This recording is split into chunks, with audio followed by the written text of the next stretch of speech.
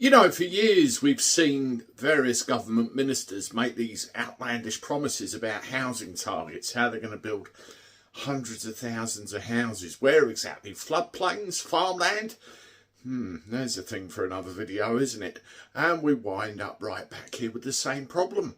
Hello everybody, welcome back to the channel. Hope you're well. Thank you for joining me again.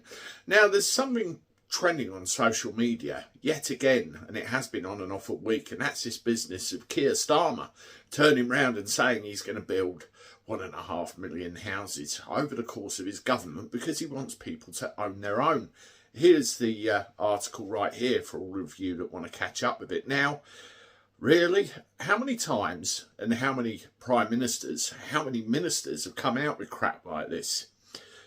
It's not a housing shortage.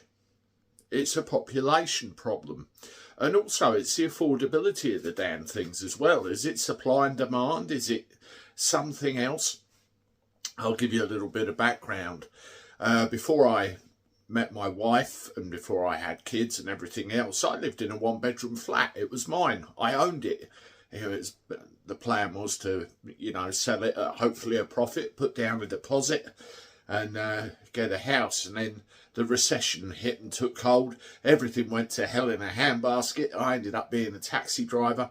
Met my wife, who was in a rented home, and now we're in a rented home as well, which we have been for the last 11 years actually. It's amazing how time flies, and things aren't too bad. But when I look at the estate where I am and the price that people are having to pay to get somewhere to rent, and then you look at the purchase prices, it's no wonder people can't afford a home of their own.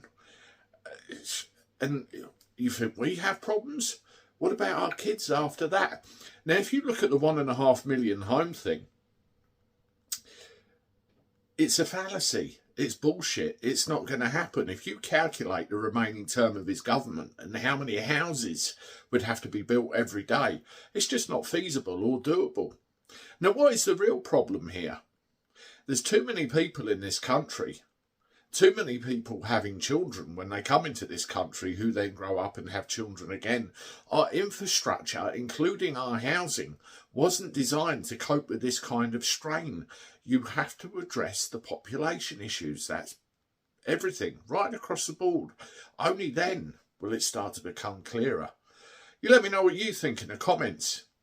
Have a look at these videos. Thanks for watching. I'll talk to you again soon.